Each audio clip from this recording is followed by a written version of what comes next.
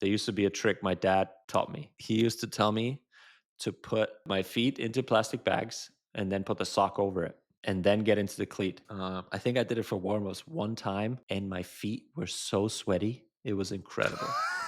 They were like the opposite. I was like, I couldn't deal with it because they were so sweaty. So that then inside the sock, I would just swim around and I wouldn't have any grip. And I would just like, I feel like I'd be on skates the whole time. It was like, it was a weird feeling. So I didn't do that during the game. I took it out after warm ups, and I will not be doing that unless it's absolutely extreme. Welcome back to the Player Manager Podcast. It is season 2, episode 2. I think that means that we're old. I'm Zealand Shannon, incredibly famous YouTuber, and you're definitely, I'm the reason that you're here for this podcast. Or Julian Gressel, the other co-host of this podcast, who happens to play with a guy named Lionel Messi on Inter Miami. You might have heard of him.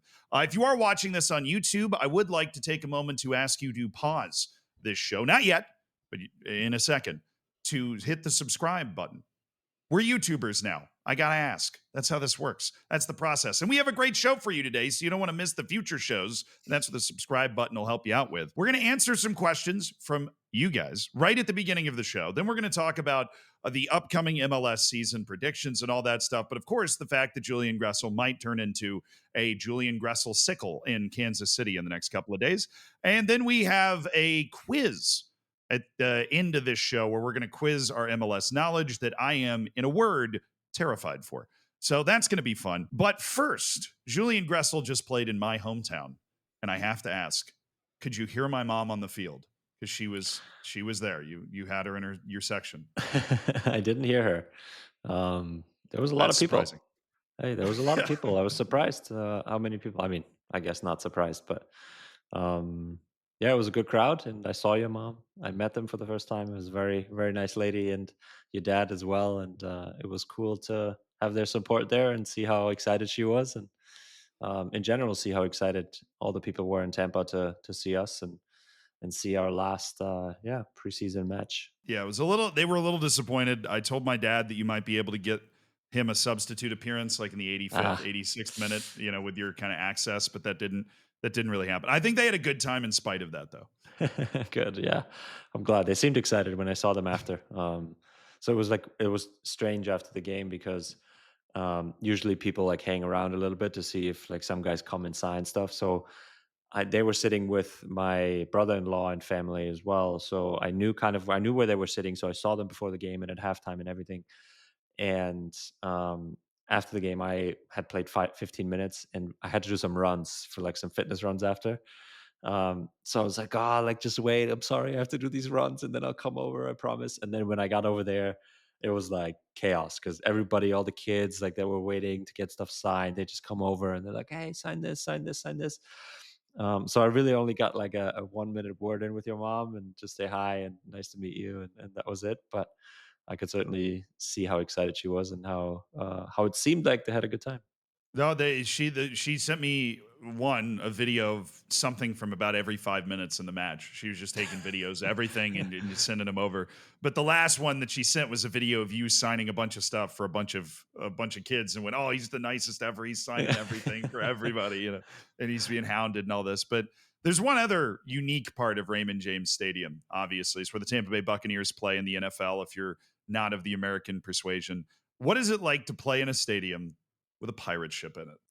I saw that, it was I was like, and when I saw it after kickoff. So during the game when I was sitting while I was sitting on the sidelines, and I was like, and there was like a whole row of like I don't really know what it was, but it's not just the pirate ship. I think it's like a whole row of decorations, I guess I want to say. So it was Well, actually, it looked they've cool. got the cannons and everything in the Yeah, ship. Yeah, it I looked. mean, did they fire at any point during the game? Because they fire during the NFL games. Oh wow, yeah. No, they Yeah, didn't. I didn't hear them. No. no, they fire like 6-pound cannonballs. You have to dodge them while you're in the stands. So no, it Oh, actually. Mike Evans just catches them. Yeah.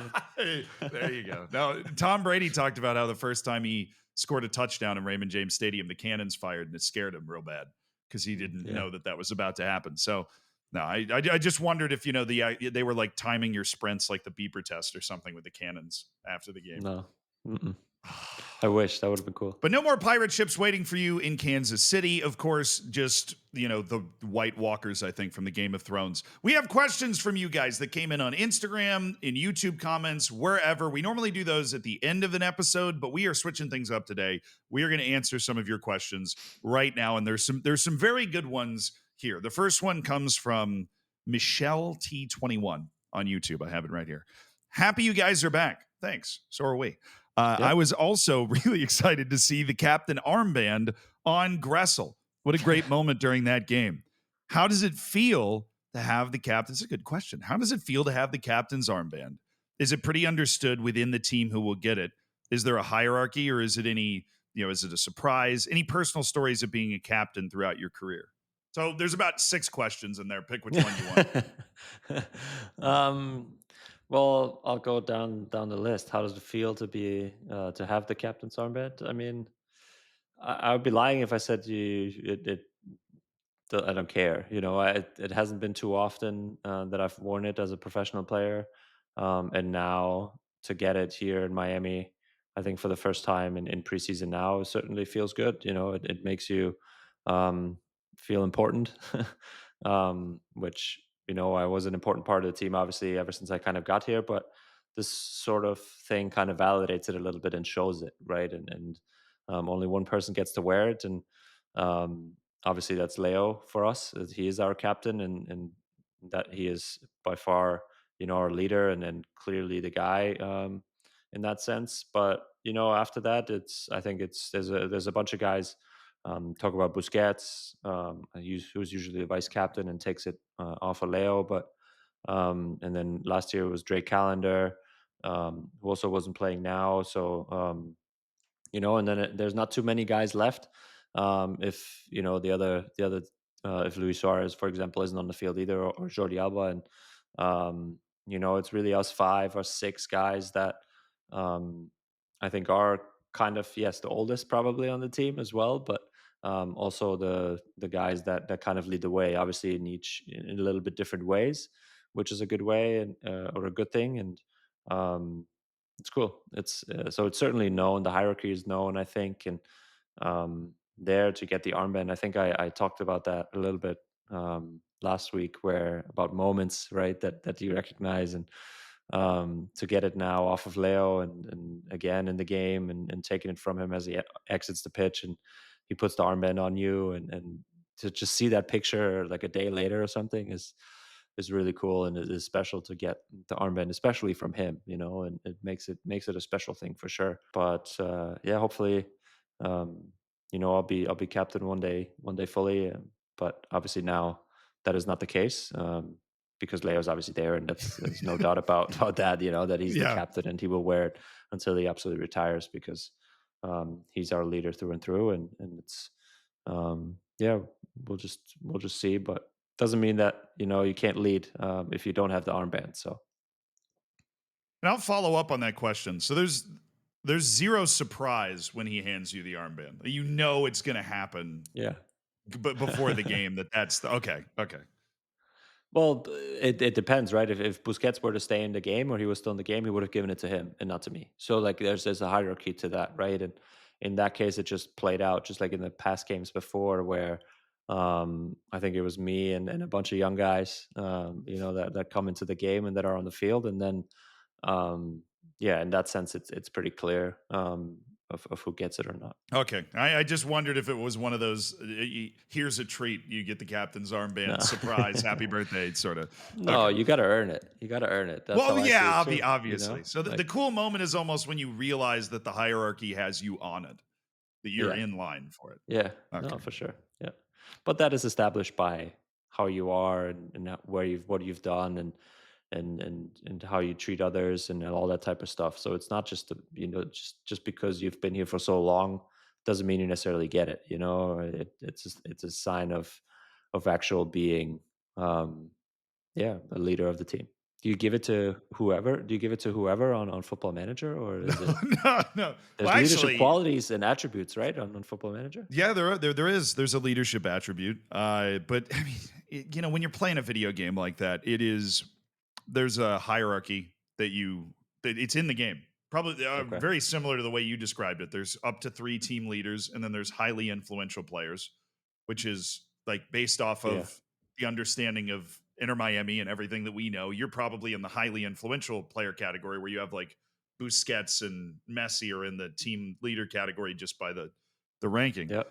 And then you give the armband to the person that has the highest leadership attribute. But they also there's a personality setting in the game, and you want to line the personality setting up with the leadership attribute and being important on the team, which is Yeah. you have to play a lot, which you obviously do. You have to have a high reputation relative to the team, which you're a capped U.S. men's national team player, right? You're going to have that coming in as well. So it makes sense. I think you would be in my captain's hierarchy on FM on Inter Miami. That would I make sense. appreciate that. Yeah, I mean that's how it is in real life. So it makes sense that it's like that in the video game too. Yeah, I love it when they get it right. Considering they canceled the game, they're not getting too much right these days. Anyways, the next question comes from That Show 2012, and typical of the questions that you guys send in. Love you guys, by the way. There are two questions here. It says two questions if I'm allowed. So they did at least ask permission to ask two questions. First, this is interesting. Pitch invaders. How often does it happen? And how much of a difference does playing with Leo Messi make for the number of pitch invaders overall? I think in my career the difference is 100%. So it goes up by 100%. I don't think I've seen a pitch invader if Leo wasn't on the field. Wow. So yeah, it's and it's usually the case sometimes before games when it's like on these trips, for example, in preseason, we joke with Yassine about like an over under. Like we set like a line at I Yeah. don't know 2.5 or 1.5 or but it definitely happens a lot. And usually if there's one, there's multiple. So one guy sets it off and then there's like others that just kind of follow. Um, so yeah, I've never experienced it before, and honestly, they've all um, been good or calm in a way, is what Yeah, I've that's good. experienced. There have not been any like terrible ones that really try and like hit you or something. They all just want an autograph or a picture or whatever, and most of them are like young teenagers or young kids or something that kind of run on the field, and that when you have Yassine charging at you when you're 13 years old, that it might be a little bit of trauma there for from that. But no, they've Yeah. all been good, and um, yeah, I want to say it happens on average, maybe like every 3 or 4 games or so. That's less than I would have thought, given the Yeah, amount of media coverage and the number of grainy videos I've seen of Yassine just running the yeah. fastest wind sprint you've ever seen to get that. That is a lot less than I would think. Well, there is security, a lot of security around the stadium. And it's usually sometimes, not usually, but sometimes I hear from our head of security that they had actually stopped a few guys from going on the field, which we obviously don't know, right? We don't see. Yeah, yeah, So yeah. he sees that more that like, okay, they actually shut them down before they get to run out. Right. It's the people that make it onto the field that really bring it home. Yeah, exactly. Okay. Well, I mean, there's so many different potential answers to that question, but we got to get to the second question. Holes in the back of players' socks. Why? This is a question that should have been asked in the first episode of the podcast. Why All do these you think? players, I Do you well, like it? And why do you think and do you like it? I mean, I think that might be other dumb reasons.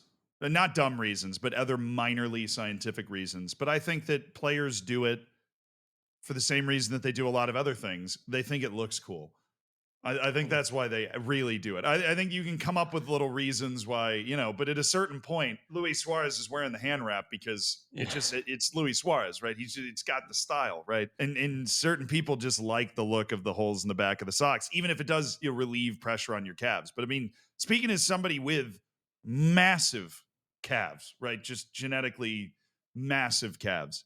I'm not going to lift my leg up and show you because you got to subscribe to the OnlyFans for that. But I've worn socks all the way up to my knees. The pressure's never bothered me. I don't really get where they're coming from. Okay. Well, I think there's, yeah, like you said, there's two types of people, two types of players. One that actually, helps relieve the pressure. But some of those guys actually wear the socks low. so they don't even pull them up instead of cutting Mm, holes in it. And then the other set of guys is definitely for doing it for the style, or they mhm. saw Jude Bellingham do it, and then they're like young enough to be like, oh yeah, let me try this again. Yeah, this looks kind of cool. I want to be like Jude, so let me do it. Um, Ah, don't blame him but for we that. are in terms of calf sizes, we are on total opposite side of the spectrum here, where I have like barely any calves. So for me, the socks are never really too tight. But I have to say, these new socks, and every sock is different, but these new ones from Adidas, the black ones that we have, they are super tight. Where like Really? the one on the bottom, like the bottom, I don't know what you call it, where it's sewn together, like it's so tight.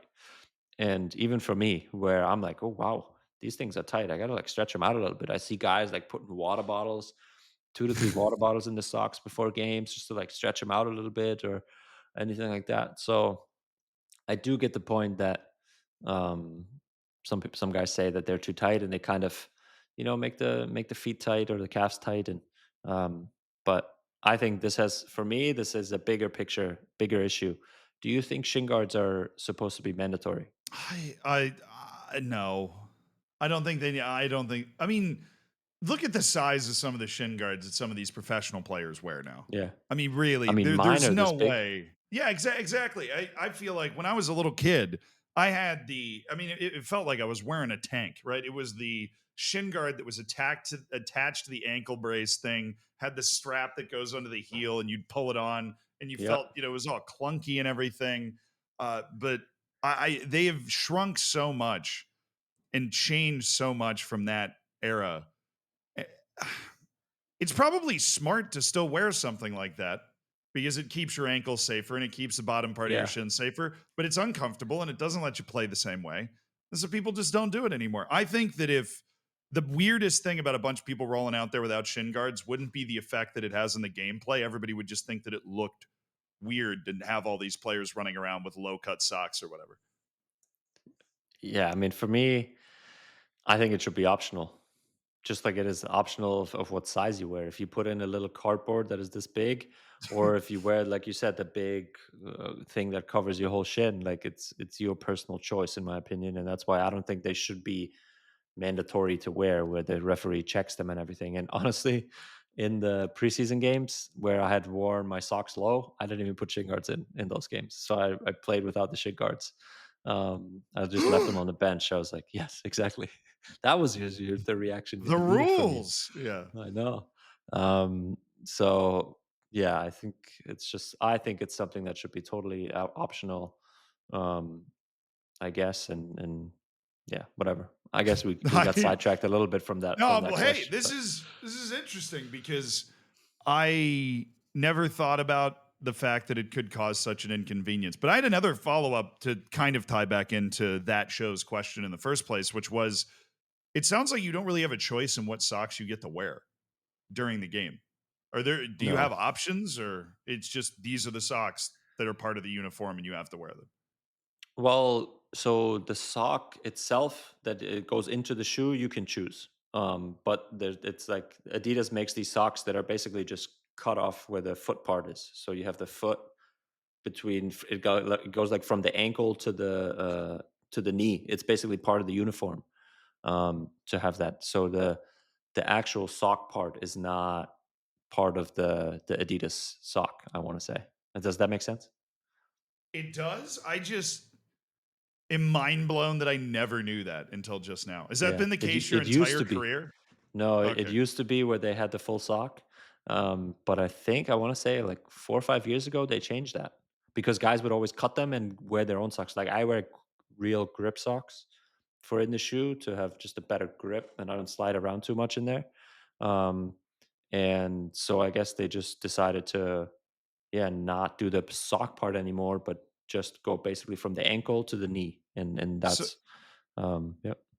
these guys aren't even cutting holes in socks. They're cutting holes in, leg Sleeves. sleeves, It's like calf leg sleeves. sleeves. Yeah, calf sleeves. Yeah, Yep, exactly. that's crazy. But I guess the team has sponsors and you have a uniform that you have to wear.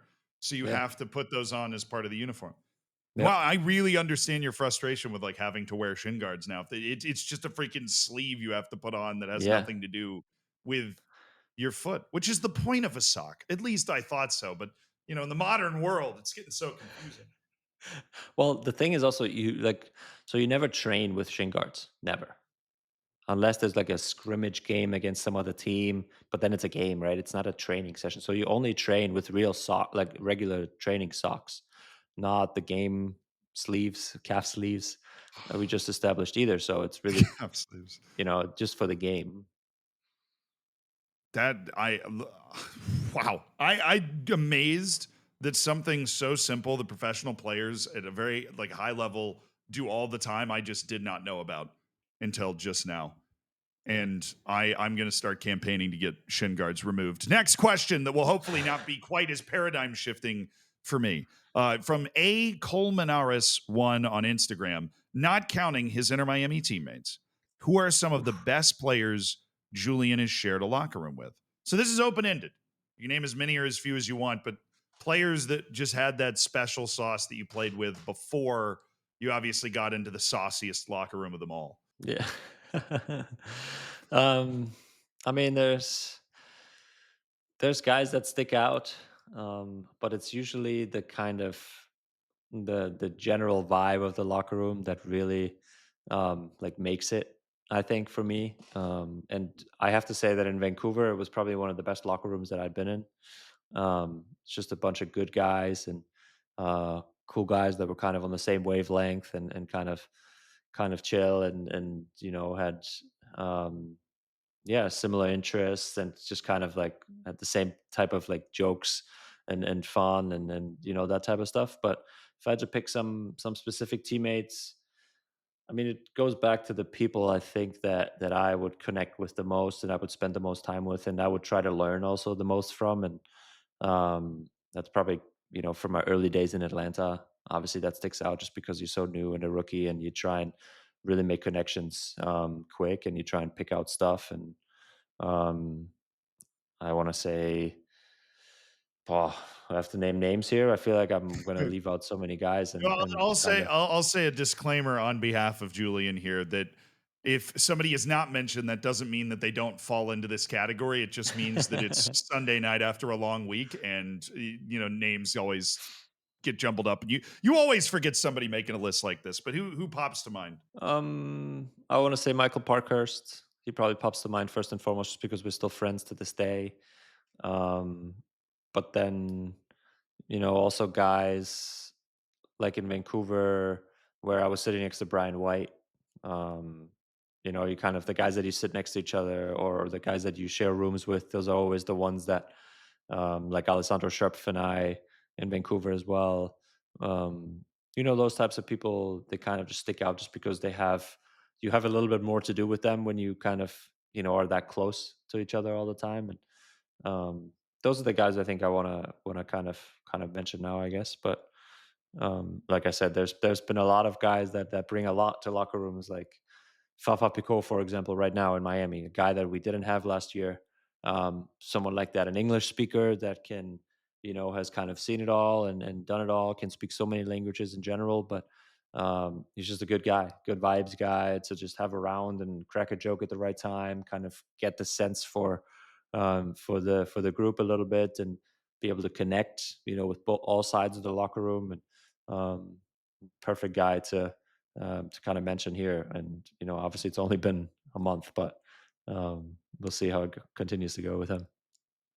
And that's all the good guys to share a locker room with, and that you enjoyed playing with and everything. But talent for talent, who would you say is the best player that you played with before Inter Miami? Just on the field, or maybe the craziest moment, like goal or run or tackle or save that a player Oh made. man, I mean, you also were with the U.S. national team, so I guess that can factor in. yeah. I mean, I think talent for talent. I think it has to be Miggy Almiron, who's now back in Atlanta. Back then, I think in Atlanta, yeah, when we were in Atlanta, it was one of the yeah, he was, I think, the most talented player that I'd played with, and deservedly jumped to the Premier League.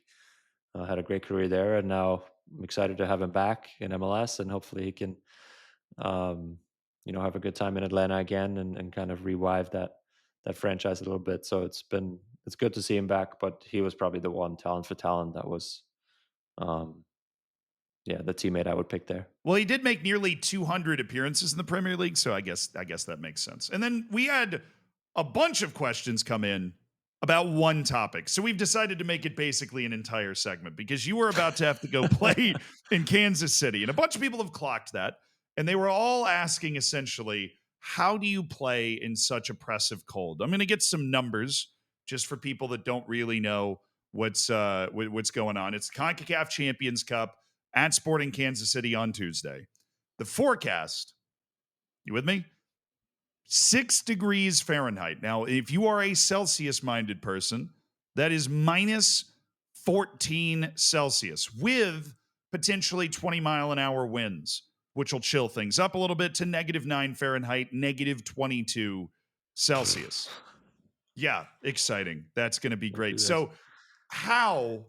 I mean, the questions basically were just that: how, what, who, what, why, when, where, and how are you going to play in those types of temperatures for the season opening cup? Yeah, those are great questions.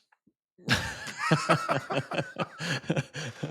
I do not know how to answer that because I have no idea how I'm going to play in that. Yeah. Um, I mean, I mean, it's insanely low. Let's just say it like that. Um, I think it's going to be a challenge to, I think, one, stay healthy during that and kind of keep yourself warm enough and your extremities warm enough, fingers, toes, ears, that type of stuff, to not, I think, get like frostbite or anything like that, and to really, be in dangerous levels in terms of how cold those things can get. And so that's, mm, I don't know. I think I'm going to start there. Just try and be warm enough so I can continue to feel my fingers and my toes. Um, there used to be a trick my dad uh, taught me. So this is actually funny. there we Um, go. but he used to tell me to put my feet into like these like plastic bags. So put my feet into plastic bags and then put the sock over it and then get into the cleat. I think there was one game where I've done it. I think I did it for warm-ups one time. I think we were in Minnesota and it was similar, not as cold, but I want to say about like 15, 20-ish with wind chills of like 10 degrees maybe, Fahrenheit. Um, and I did it for warm-ups and my feet were so sweaty. It was incredible. They were like the opposite. I was like, I couldn't deal with it because they were so sweaty. So that then inside the sock, I would just swim around and I wouldn't have any grip. And I would just like, I feel like I'd be on skates the whole time. It was like, it was a weird feeling. So I didn't do that during the game. I took it out after warm ups. And I will not be doing that unless it's absolutely extreme and I cannot feel it, where maybe I do that, I don't know, for like halftime or something, just to keep them like that. But a hand warmers in your socks or anything like that. Like, gotta come up with some sort of way to keep my feet and my hands warm. But yeah, it's gonna be a challenge. I'm certainly um, first. I haven't experienced that type of cold ever, and now to have to play in it, and I feel Oh, like in you'll. your life, you've never been in Yeah, that sort of no, cold. I don't think so. Do you have any tips? Have you been into that? That's yeah. Yeah, I wander in my global travels, I wander into some very cold places every now and again. I've the Faroe Islands was probably the coldest I've ever been. Mm, Although that wasn't the coldest temperature I've ever been in. So it's always relative. It is all in the it's the same as the game. It's all in the preparation. I would be surprised if Inter Miami didn't sit down and have a meeting basically with some sort of expert or somebody that at least knows what they're talking about that goes over yeah. the different ways to handle this. But there is one tip from history actually that might be able to help. I don't know how much this is going to help, but there's a chance that it will.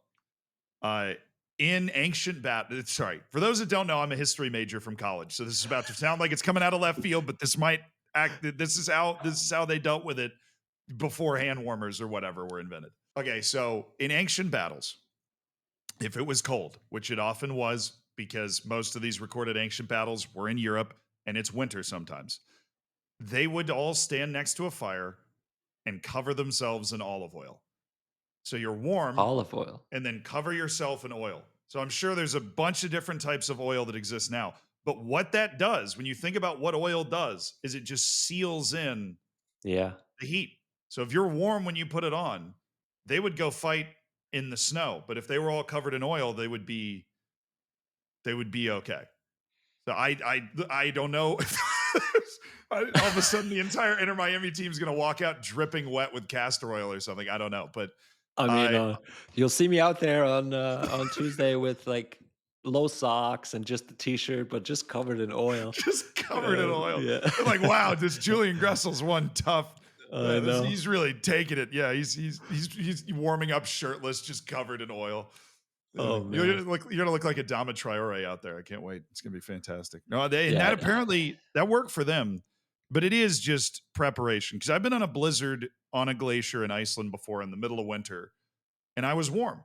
You just have Yeah. to have the right stuff to be able to counteract it. I think To it's deal got with to it. be toe warmers and hand warmers for Yeah. sure. I think so. And I like I like to think of these things as also like just have a good like you have to have a good mindset about it, right? Like if your mind is not in the right place for that type of game, if you want it to be pretty or you want it to be nice and like loose, and it's not going to be that game. Absolutely not. If we're talking about the game itself as well, right? There's going to be snow. There might be an orange ball because the field might be covered in snow. Like it might be absolutely freezing. Yeah, it is going to be absolutely freezing. So like you have to know that going into it, and you have to get your mind right before that. So, Mm. um, it's I think it's certainly going to be the coldest game probably Leo and the guys have ever played in. Yeah, I don't think it gets that cold in the Basque Country in Spain, which Yeah, so we'll see how we handle it as a team. But like you said, I think that we'll be having some sort of meeting about it, and we'll talk about different strategies and what it's going to be like, just so that we wrap our heads around the fact that it's going to be like that. And um, we still got to go do a job at the end of the day. If the game is played in that moment, like you don't want to lose the game in a really bad way, and then all of a sudden you got to come back in the second leg and really turn things around and really backs against the wall already, and we want to go through to the next round. That's what's at stake. So still got to play the game, but certainly going to be a challenge in those conditions. matches have been played in these sorts of conditions before, and it actually can get a little dangerous, which is kind of where we were headed when we were talking about this in the first place. Is that the U.S. national team, of course, as well as the Canadian national team, who doesn't really have much of a choice, plays games in these sorts of situations. And I remember Yeah. Honduras at playing at the U.S. in Minnesota in January, and their goalkeeper had to leave at halftime because he was a hypothermia risk. Right, Yeah. he was going into some like cold induced shock essentially. So first things first, be safe out there. Yeah, thank Come you. back with all the fingers and toes you're trying to take care Yeah, of. that's And goal number one. Yeah. goal number two is score a goal after that. But Yeah, there you go. what is the Minnesota match after you took the bags off your feet? What is it like to play in temperatures that are, let's say, below 0 Celsius? How does it affect the game? It really depends. I mean, I think the my second game ever as a pro was played on snow, for example, also in Minnesota. It was a different game that I was talking about, but also in Minnesota in 2017, Atlanta United versus Minnesota United, and we won 5-1. Like it was like and some guys like Miguel Miron and Joseph, they weren't used to the snow. Obviously, they didn't want to play in that necessarily, but we won the game 5-1 and balled out. So. Um, it's like I said, I think a lot depends on the mindset going in, and then how you just deal with being cold at times. How when you can't feel your fingers or whatever, you got to just find a way to deal with it in the moment. Obviously, in a healthy, I'm talking about not frostbite here or not hypothermia, but you got to deal with your lung burning, and you got to deal with that type of stuff, and just be ready for that. But again, if there's snow on the field, obviously it's going to be slick, so you can't really play out the back as much. You can't really take any risks or can't really be too fancy. You got to just be more direct and kind of, um, yeah, just kind of battle it out a little bit more. And it's not going to be the prettiest game, so you got to understand that and be ready to be ruthless, at times and those types of things. So yeah, we'll see. We'll see how it's going to actually play out and what the conditions will actually be. I think the field in Kansas City is heated. So I think what they'll probably do is put the tarp down, and then as it snows, it'll snow on top of the tarp, but they'll have the heater on underneath as well, so the snow will somewhat melt away, and then they'll pull the tarp back, and the warm. I don't think it's really hot grass, but it's warm grass that is above 0 Celsius, so above 33, 34 Fahrenheit. 32. Yeah. 32. Okay. Yeah. Sorry. Above 32 Fahrenheit. So at least I think at some point it won't be too much snow on there, but you never really know how it actually turns out to be. So it can be really slick then, for example, at times. So, there's a give and a take there. So we'll just see, and we'll have to approach it as it comes. And then there's one other thing that might be happening even with the heated field. Does it suck as much as it looks like it sucks to slide tackle somebody in the snow? Well, I think if it's that cold, you're kind of wearing these long leggings underneath your shorts and underneath your calf sleeves, as we just established. Um, It still so blows my slide mind. tackling, yeah, it sucks in a way because you then get wet, and then when you're wet, you usually get cold. So that's kind of like the progression of it. So you don't really want to get your clothes too wet or anything like that, because when then the wind chill hits and the wind comes, it's oof, that is cold. So usually guys change everything like I change usually all of it at halftime in those types of conditions.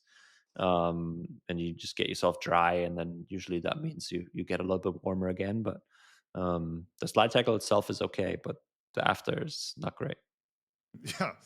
No, you reminded that you laid down a wonderful slide tackle a few minutes later when the wind picked back up. That makes sense. But this is all happening in the CONCACAF Champions Cup. Fortunately for you, the start of the actual MLS season's not going to be quite as cold. You're at home in Yeah. South Florida against NYCFC. So we'll look forward to brighter, sunnier days here.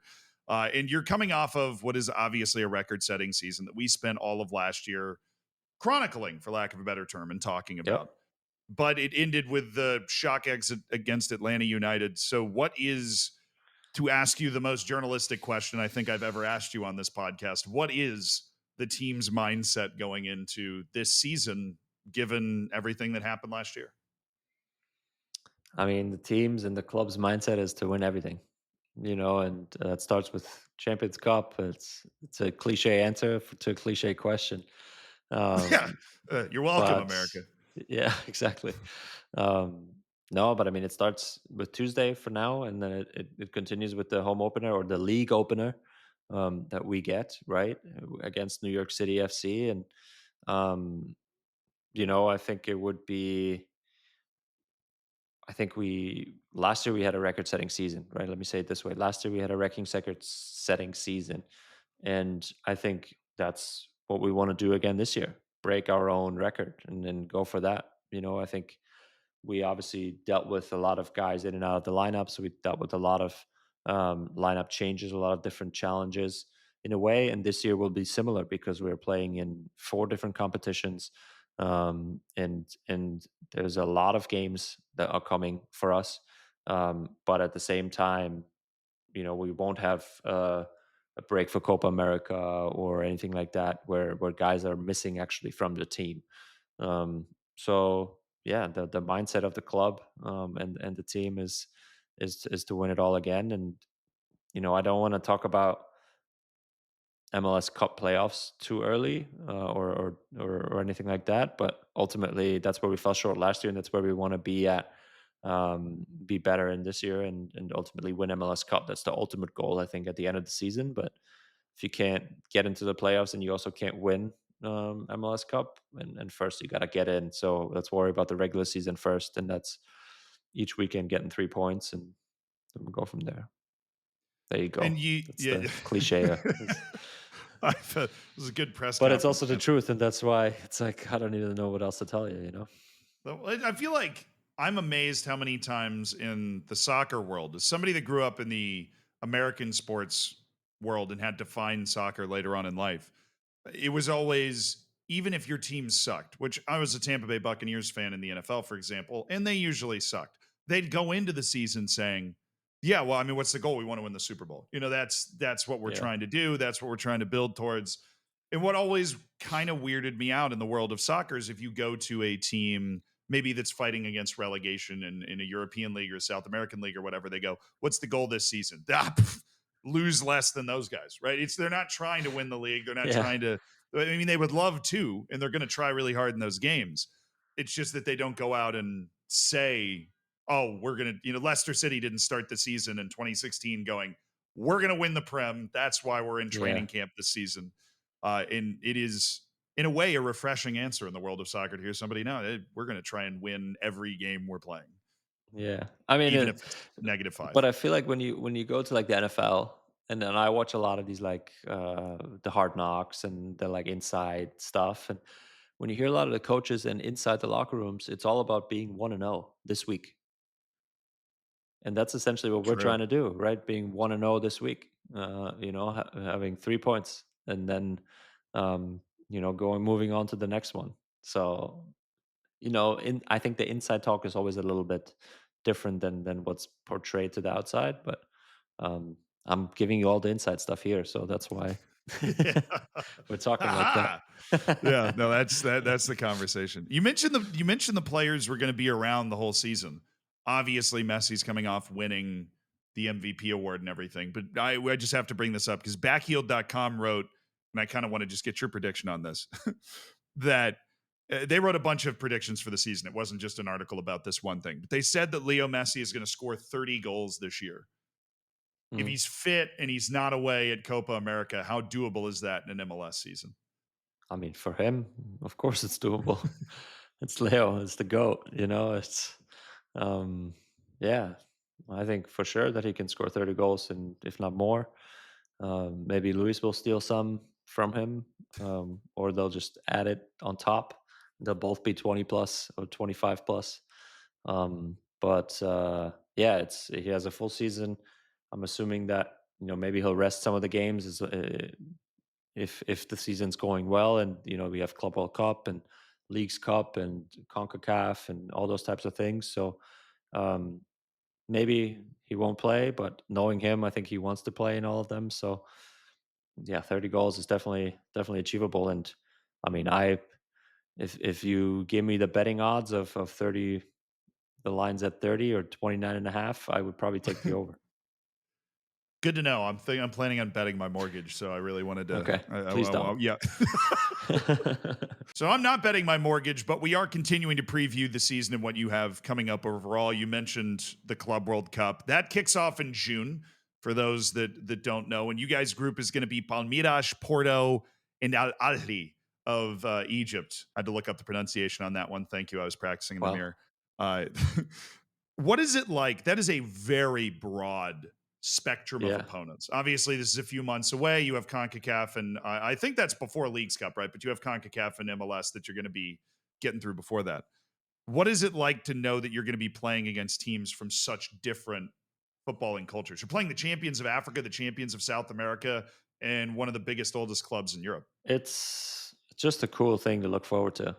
I think it's going to be awesome to be able to play those two or those three games and just get totally taken out of your comfort zone and kind of play opponents that you have no idea about, that you've never played against. And um, it's just, yeah, I think it's when the time comes, it'll be an awesome experience. And then that's what, I feel like I'll be saying up to the point. But I think when the games actually roll around and when we're kind of in that week, then it's about, kind of like I just said, going 1-0, in those games and kind of winning them and trying to get out of the group, because the group might not be the toughest one out there. There's no Real Madrid. There's no, I don't know, Atletico Well, I Madrid or mean, Seattle, for PSG. Yeah, example, the exactly. other MLS team, they've got PSG, Atletico Madrid, and Botafogo, which is diabolical. Tough. That's an insane Yeah. group. Yeah. Yeah, so those are cool games in and itself, right? You get to play against a competitive match against PSG and Atletico Madrid. We play against Porto and Palmeiras. Those are huge clubs. And even Al Ali, who are different, right? It's just different type of experience. So it's going to be interesting. I'm looking forward to it. I'm happy that we're in it, and then we get to play it. And got a long ways before then, a lot of games before then. But at the same time, it's going to be a really cool experience, and a really cool dry run before the World Cup. I think to have this new and revamped and juiced up Club World Cup here, I think is a cool thing. Yeah, they're going to be testing out a lot of the cities, but you're getting your group games, two in Miami and one in Atlanta. So it's basically the Oof. Julian Gressel scheduling special right there. That's Yes, perfect. I love that. I love that. But I think we even get the opening game of that tournament, so that'll be a cool show in itself. I think they'll be at Hard Rock Stadium, not even at our stadium. So yeah, it'll just be different. Stakes are a little bit higher. It's the World Cup for clubs, so it's Right? cool. To play. Are you going to learn any Egyptian smack talk when you're out on the field against Well, El Ali and maybe we can do that here before that game. try and You see if got to we have an teach me. Egyptian listener or something that can come in and be like, these are the 5 phrases you can say to get under their skin or something. Yes, we'll get somebody on as a guest. That would be cool. Okay. Somebody write that down. They also, in a bit of a weird move, because I think we talked about this the first time that we were talking about the Club World Cup.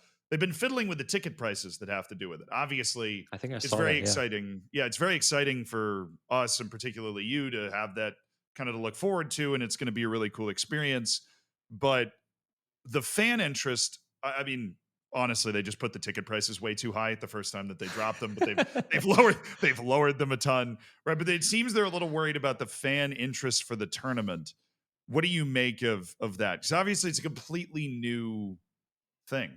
I think it's I think it's just the usual American way in a little bit of things where it's too far away to really get people so excited about it for now. Like there's too many other things happening in the meantime, that I think people will worry about before, and then when the games come around or it gets a little bit closer, then I think demand and kind of the interest will pick up. As then you have matchups, that you'll know when they'll exactly be and all those types of things. Like I think it'll be it's just a slow start, but eventually it'll turn up and the demand I think will go higher just because they're also good games, and especially as we go down into the rounds, I think semifinal, finals, and that type of stuff. I think those will be really good matchups and meaningful games too for the club. So they're not just like the summer friendlies or anything like that. There's something's on the line here.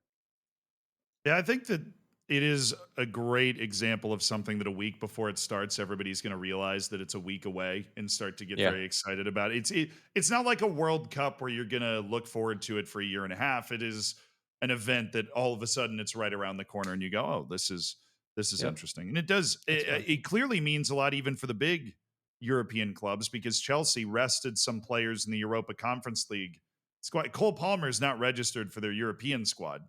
One, because in the Conference League, Chelsea's playing away at the local YMCA in Slovenia to try and get to the knockouts. But two, they said specifically that it was Cole Palmer and a couple other people. They said, look, we have a full calendar for a year up to the Club World Cup. And if we're going to get some rest for these guys, we're going to get it in the league stage of this tournament, which means that they care more about the Club World Cup than having their stars playing in that European league stage, which caught me by surprise, but also said, hey, these teams are really going to show up trying to win this thing. Yeah, I think so. I hope so. And again, a lot can happen between now and then, and we'll see.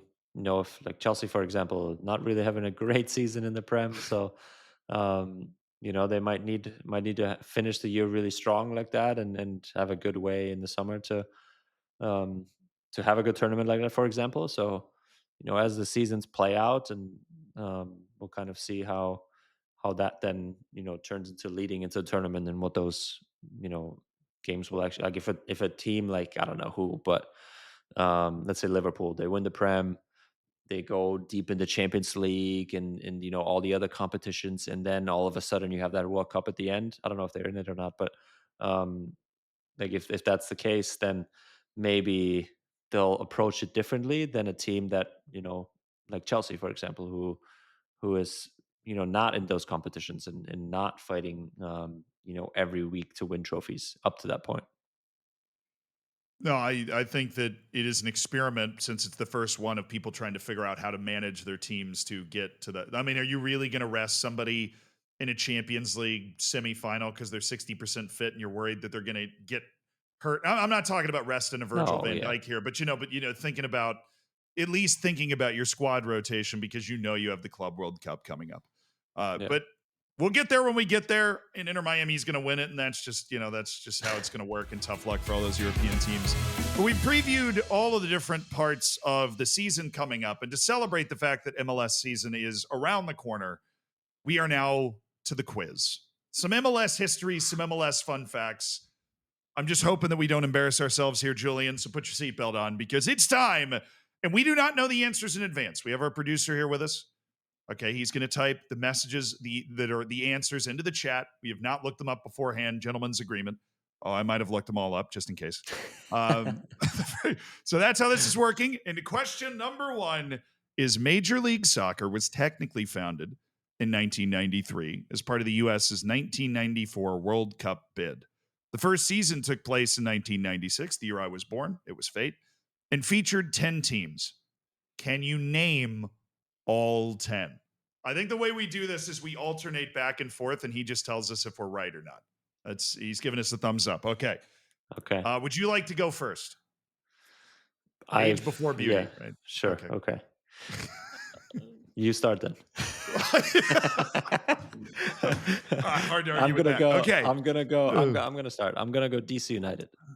Oh, that was the one that was the only one that I actually knew for sure. So that's great. Okay. So we have DC United. We're getting a thumbs up. We're 1 for 1. I am gonna go New England Revolution.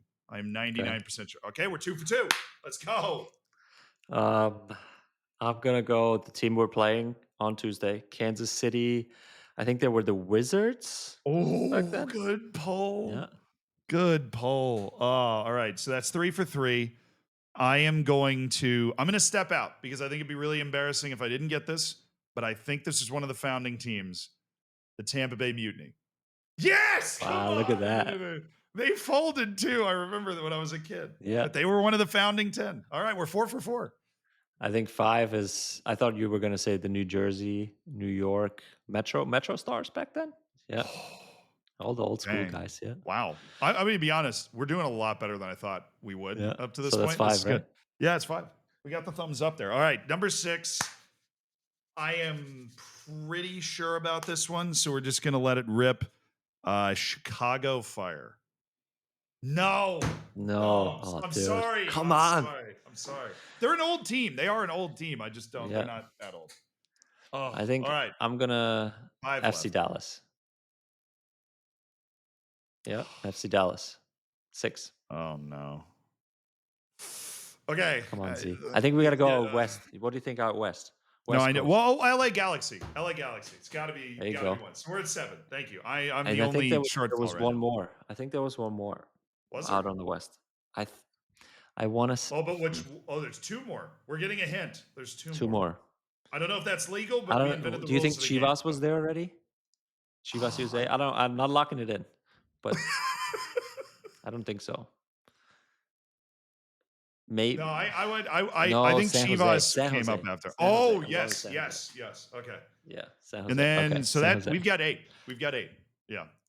2 more. And then we need 2 more, and one of them is going to be out west. So I think it's either. I'm not locking one in. I'm just talking to Julian about this, just so we don't get any cross confusion here. I think it's either Portland or Seattle, but I don't know which one.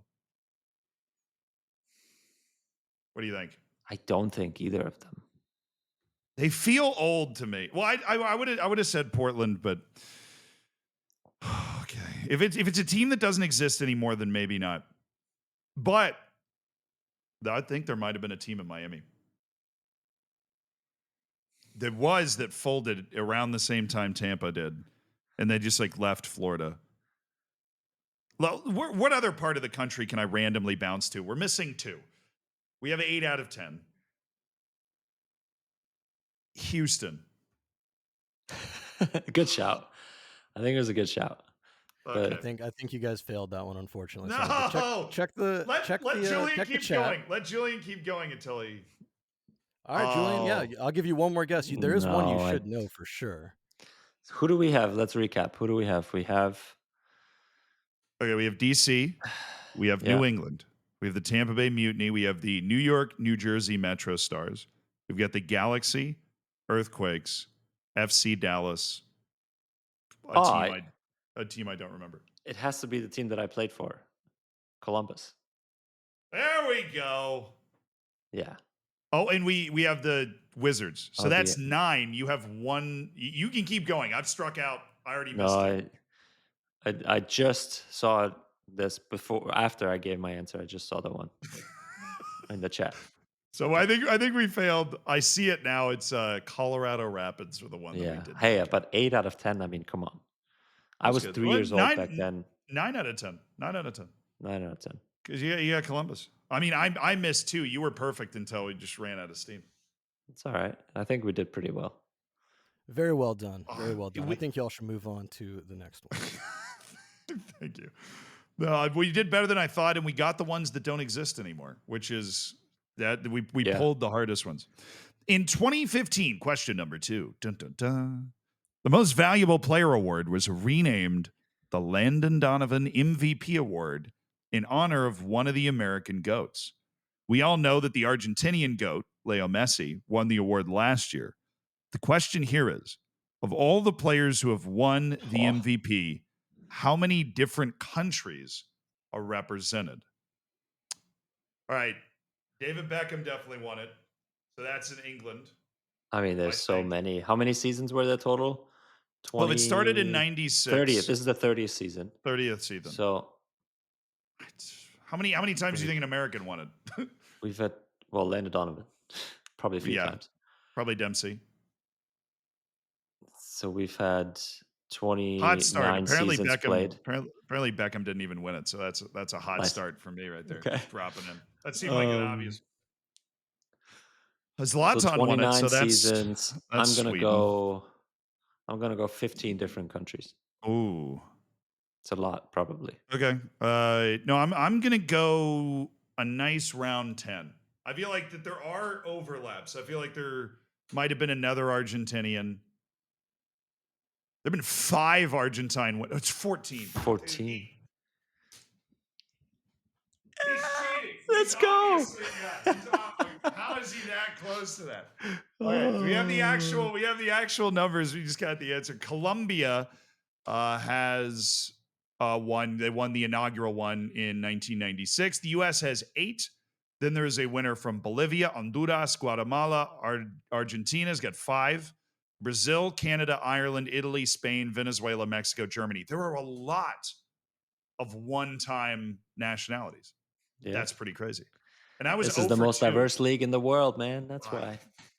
That is actually, I feel like that is true, even if it's not. Question number 3. We briefly touched on Landon Donovan in that last question. And speaking of Landon, he scored a whopping 145 goals in MLS regular season play over his career, which is a few more than me. Unfortunately for him, that's only good enough for 3rd all time.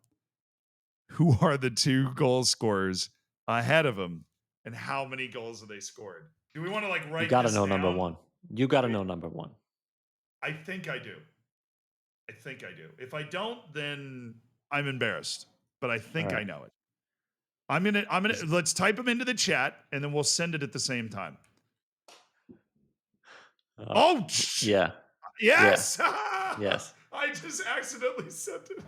You sent it right away, but that's I tried to hold control and hit enter so it would go to the next line, and it just sent. And too fast. Yeah, number 1, yeah. Chris Wondolowski. I think that's the one that everybody was gonna get. Okay, I got the easy one, but the question is the second one. And since I got Wondolowski, and you obviously knew that as well, do you know the second player that has more MLS goals than Landon Donovan? I'm not 100% sure, but I think he's still active. Or was last year. I don't know if he's still on the team. I think he's still on the team. So I think he just recently did it, and that's why I think it is K. Kamara, who doesn't have many more than Landon Donovan. You're never gonna believe this, but that's what I was gonna say. I can't. Yeah. I would have Oh, So it's Kai right. Yeah. Kamara, because he's been Yeah. around forever and he just keeps Two more. scoring Yeah. goals. 147. Yeah, there you go. The greatest player from Sierra Leone ever. Speaking of the most diverse league in the world, the second Yeah. leading goal scorer is the best ever national team player from Sierra Leone. Wow, we actually both. I'm blown away. I can miss the last two questions. We actually both would have gotten that one. That was an amazing pull by you. I'm just pretending that I knew what the answer was. The MLS Players Association does an anonymous survey of players, asking them their opinions on players, clubs, and more. The 2023 edition of the poll, producer note, I couldn't find the 2024 version. Thank you. We appreciate the transparency. It was revealed that players voted Houston as having the best pitch. Darlington Nagbe is the most underrated player, and Leo Messi is having the highest soccer IQ. Players also said they'd most like to play for Miami. Nice. But when it came to home field advantage, there are two clubs tied for the top answer. What two clubs were tied for best home field advantage? I think I know one. I think I know one too. Do you remember You start voting in time. this? Yeah, okay. Do you remember voting in this Yeah. thing? Who did Yeah. you say? Is it the team you're going to guess? Probably. Okay, I'll go first. No, you start. You start. Yeah, I think Atlanta United is one of the two. That was what I was going to say. But it's Who's not. the other one then? Oh, I'm wrong. Apparently, he just it's not. It's not Atlanta yet. I would have probably guessed a turf team. Second, it's like Seattle or something. Second, but I guess the answers are Cincinnati at TQL Stadium, which is rocking, and it is definitely there, and LAFC at BMO Stadium. Have you been able to play at LAFC a bunch? I mean, I know you've been in the West before, but every time I played there, the field was really bad because I guess they have a lot of concerts there and stuff. But I do see it how it's like, from a fan's perspective, and the fans are really making it, a tough place to play. The thing is, they're definitely known for being absolutely raucous. This was about 2023. So, okay, if you put 2020 or 2017 or 2018 in there, Atlanta United would be number one, 100%. Yeah. The 2023 Atlanta United's coming off a couple bad seasons, if I remember right, at that particular time. So a couple of Julian Gressel seasons is the way I would describe that. Our final question, although we have already answered more correctly than I thought was going to happen. Finally, let's talk managers. This past season, Orlando's manager, Oscar Pareja, moved into the top 5 winningest managers in MLS regular season history, notching his 175th win. Ahead of him is Bob Bradley with 194 and 3 more managers with over 200. Can you name the 3 managers who have over 200 MLS regular season wins? I went first on the last one. You can go first here. I think I know. I'm going to go with Bruce Arena. That's the one I knew. Yeah. Okay. Yeah. I'll try to guess.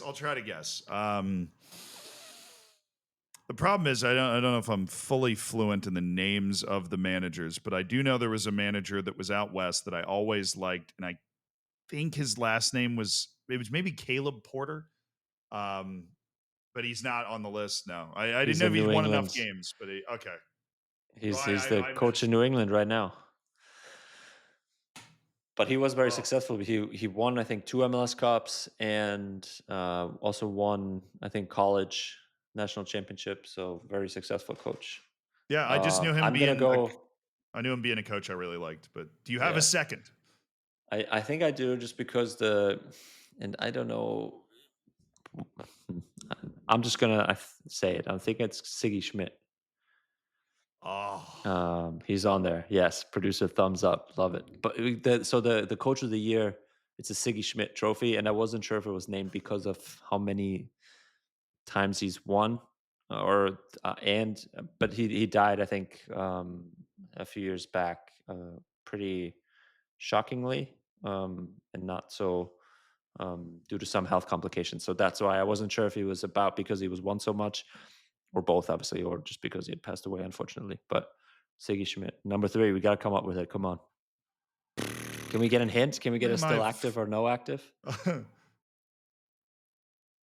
We're waiting with bated breath here. Still active. Okay. Still active, coach. Okay, Still that narrows active. it down a lot. So that's good. I think, Julian, I think you might see him soon. Like maybe on Tuesday. Oh, yeah. All right. Do you know who this, Zealand? I don't know the coach. I don't know the coach of Kansas City. No? I don't. No. You're my gateway into MLS, dude. That's how this has worked for me. It's the name is sitting right here on the tip of my tongue. You're closer to it than I am. The coach of Don't type it Kansas in. City. Don't send it to me. The coach of Kansas City. Peter Vermees. There we go. Peter Vermees. Hey, he yells a Peter lot. Vermees in Kansas City. Yes. He's been there forever. I should have known that. Yeah. So we How got many there. wins does he have? We have Bruce Arena has 262, so we both knew the answer for number one. Ziggy Schmidt has 240, and Peter Vermees has 203. So those are the three managers ahead of Bob Bradley. I look, you guys can decide who won the quiz. I think it's fairly clear that it was me, obviously, but whatever. We're a team. We're a team. So yeah, we're a did team. Pretty well. We won the quiz along. The team is all of us, including our producer Alexi, who wrote the quiz. So I guess that's kind of cheating, but we'll take it. You can let us know how we did. We hope all the listeners learned something, and maybe they beat us themselves. That's all the true. MLS true fans out there. So let us know how you did in the comments, please. But with all our newfound MLS knowledge, that brings this podcast to a close. If you can subscribe wherever you happen to be listening, please do that. Leave a like, leave a review talking about the sultry, dulcet tones of myself and Julian and how they rock you to sleep at night and wake you up in the morning. That would be really nice, and we'd be happy to read any review that mentions sultry and dulcet tones on the next podcast. Just happens to come around. But thank you guys so much for listening. We will see you next week. Bye, everybody.